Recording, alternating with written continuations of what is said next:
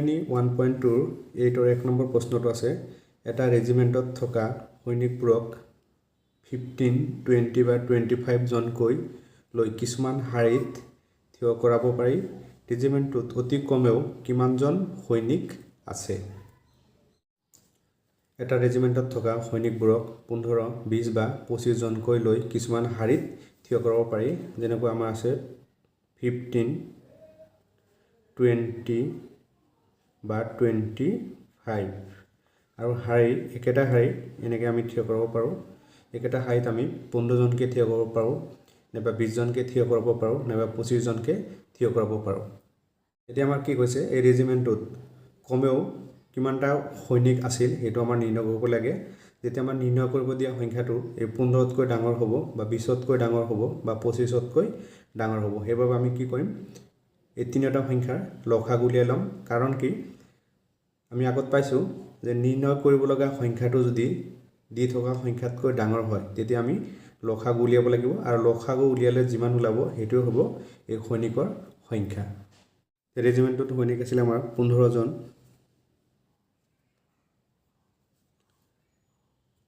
ইয়াৰ লসাগু উলিয়াব লাগিব লসাগু উলিয়াবলৈ হ'লে আমি প্ৰথম ইয়াৰ মৌলিক উৎপাদক উলিয়াব লাগিব 15ৰ মৌলিক উৎপাদক কিমান হ'ব 15ক যদি আমি 3 ৰে হৰণ কৰোঁ কেইবাৰ যাব 5 বাৰ যাব 15ৰ মৌলিক উৎপাদক পাওঁ আমি 3 × 5 আৰু আছিলে 20ৰ মৌলিক উৎপাদক উলিয়ালে আমি 20 2 যাব 1 0 2 যাব 5 20ৰ মৌলিক উৎপাদক পালোঁ 2 × 2 × 5 2 × 2 × 5 আৰু আছিলে 25 25ৰ মৌলিক উৎপাদক পাওঁ আমি 5 × 5 কৰিলে পাম 25ৰ মৌলিক উৎপাদক হ'ব 5 × 5 এতিয়া আমি লসাগু উলিয়াম এতেকে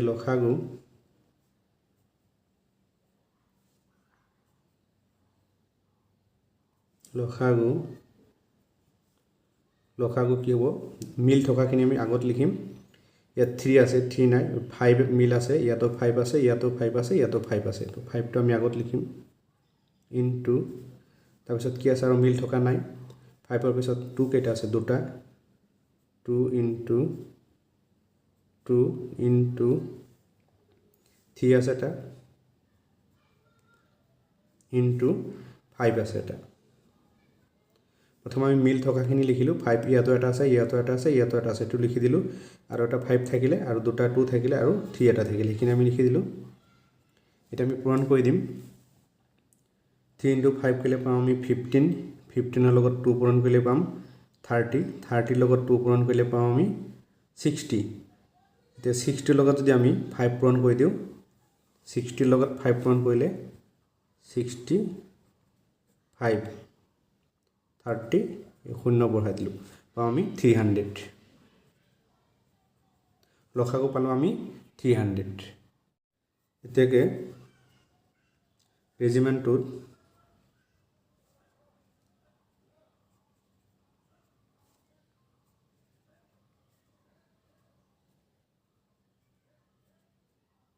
ৰেজিমেণ্টটোত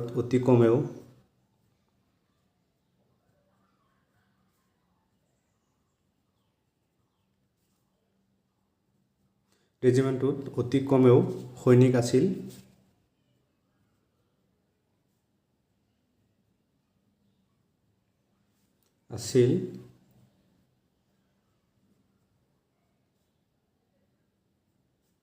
সমান 300 জন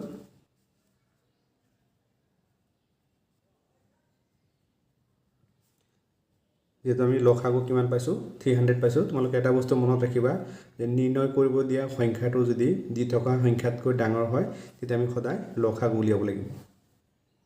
এইটোৱে হ'ল এইটোৰ 1 নম্বৰ এনসাৰ এইটোৰ 2 নম্বৰত আছে এটা ঘণ্টা 18 সেকেন্ড আৰু আন এটা ঘণ্টা 60 সেকেন্ডৰ অন্তৰালত বাজে কোনো এক সময়ত দুটা ঘণ্টা একেলগে বাজিলে তাৰ কিমান সেকেন্ড পিছত ঘণ্টা দুটা পুনৰ একেলগে বাজিব তাৰমানে ইয়াত কি কৈছে যে এটা ঘণ্টা 18 সেকেন্ড আৰু আনটো ঘণ্টা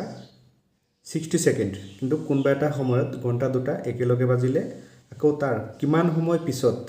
এই ঘণ্টা দুটা একেলগে বাজিব প্ৰথম 18 সেকেন্ড বাজিলে তাৰপিছত 60 সেকেন্ড কিন্তু আকৌ কি কৰিলে কোনবা এটা সময়ত দুটা ঘণ্টা একেলগে বাজিলে আকৌ পুনৰ একেলগে বাজিবলৈ হলে মানে কিমান সেকেন্ড পিছত বাজিব হেতু আমাৰ নিৰ্ণয় কৰিব লাগে যদি নিৰ্ণয় কৰিব যাও যেটো সংখ্যা আমাৰ নিৰ্ণয় কৰিব লাগে সেই সংখ্যাটো কি হ'ব 18 তকৈ ডাঙৰ হ'ব আৰু 16 তকৈ ডাঙৰ হ'ব তেতিয়া আমি কি কৰিব লাগিব 18 আৰু 16 ৰ লসাগু উলিয়াব লাগিব আমি জানো যে নিৰ্ণয় কৰিব লগা সংখ্যাটো যদি দি থকা সংখ্যাতকৈ ডাঙৰ হয় তেতিয়া আমি লসাগু উলিয়াব লাগে আৰু লসাগু উলিয়ালে যিমান হ'ব সেই হিমান সেকেন্ড পিছতে এই ঘণ্টা দুটা পুনৰ বাজিব বুলি আমি লিখিব লাগিব লিখিলো যে 18 আৰু 60 লসাগুৱে নিৰ্ণয় সময় দিব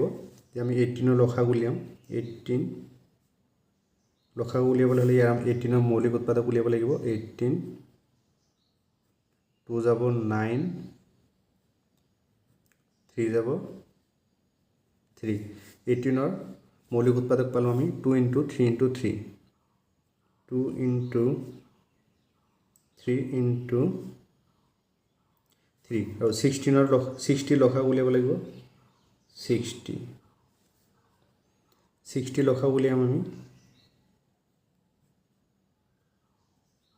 2 যাব 3 বাৰ 0 2 যাব এবাৰ 3 যাব 5 বাৰ এতিয়া 60 ৰ মৌলিক উৎপাদক কি পালো 2 * 2 * 3 * 5 2 * 2 * 3 * 5 এতিয়া আমি লসাগু উলিয়াম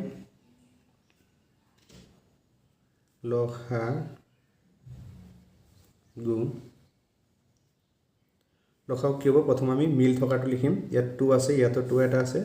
তো আমি লিখিম 2 * 3 ইয়াত এটা আছে ইয়াত এটা আছে into 5 9 into এই 2 এটা লিখিলো আৰু 3 এটা লিখিলো আৰু এটা 2 থাকি গল into এই 2 লিখিলো এই 3 এটা লিখিলো এই 2 এটা থাকি গল ইয়াত আৰু এটা 3 থাকি গল into আৰু এটা 5 থাকি গল এইখিনি আমি পূৰণ কৰি দিম 3 লগত 5 পূৰণ কৰিলে পাম আমি 15 15 ৰ লগত 2 পূৰণ কৰিলে পাম আমি 30 30 ৰ লগত যদি আমি 3 পূৰণ কৰি দিও 90 পাম তে 90 ৰ লগত 2 পূৰণ কৰিলে পাম আমি 180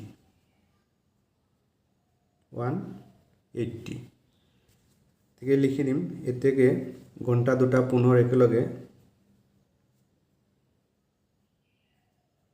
ঘণ্টা দুটা পুনৰ একেলগে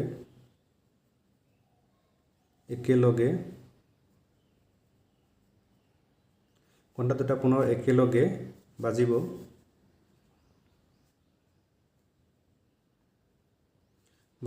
সমান তো এইটো পূৰণ কৰি আমি 180 পাইছিলো 180 সেকেন্ডৰ পিছত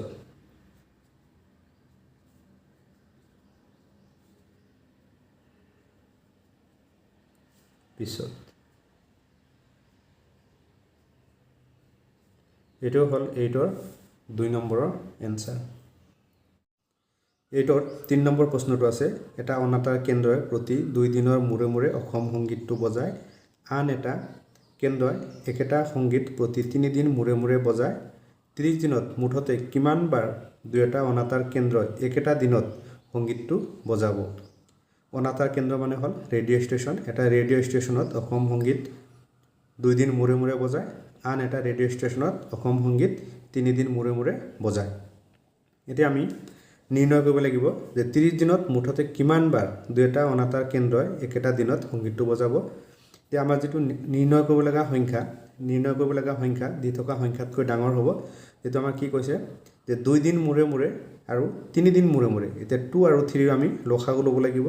2 2 আৰু 3 লসাগু 6 হ'ব দুটা হ'ব মৌলিক সংখ্যা এতিয়া এই 6 দি আমি 30 যদি হৰণ কৰি দিওঁ আমি যিমান পাম সেইটো হ'ব ইয়াৰ এনসাৰ আমি লিখি ললো প্ৰথমটো কেন্দ্ৰই 2 দিনৰ মূৰে মূৰে আৰু দ্বিতীয়টো কেন্দ্ৰই 3 দিনৰ মূৰে মূৰে অসম সংগীতটো বজায় এতেকে 2 আৰু 3 লসাগু আমি 6 পাম 2 আৰু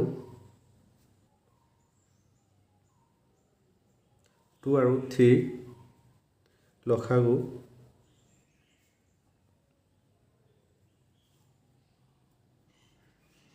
2 into 3 2 into 3 করলে পাম আমি 6 আমি লিখি দিম এতেকে 30 দিনত একেটা দিনত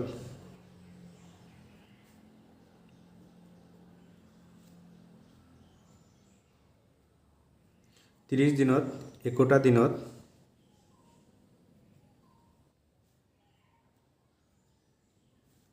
টা দিনত 30 দিনত একোটা দিনত অনাতাঁৰ কেন্দ্ৰই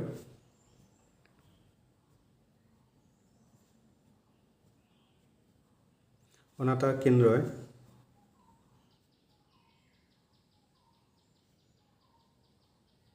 তিনিজনৰ একেটা অনাতাঁৰ কেন্দ্ৰই অনাতাঁৰ কেন্দ্ৰ দুটাই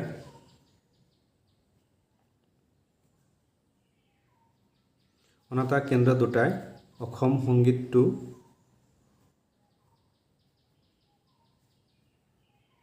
অসম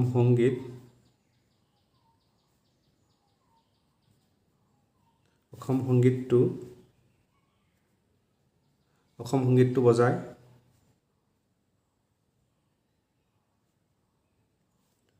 কিমান হ'ব সমান 30 লসাগু পাইছিলোঁ আমি কি 6 এই 6 30 কেইবাৰ যাব 5 বাৰ যাব ইকুৱেল টু কি হ'ব 5 বাৰ এইটো হ'ল 8ৰ 3 নম্বৰৰ এনসাৰ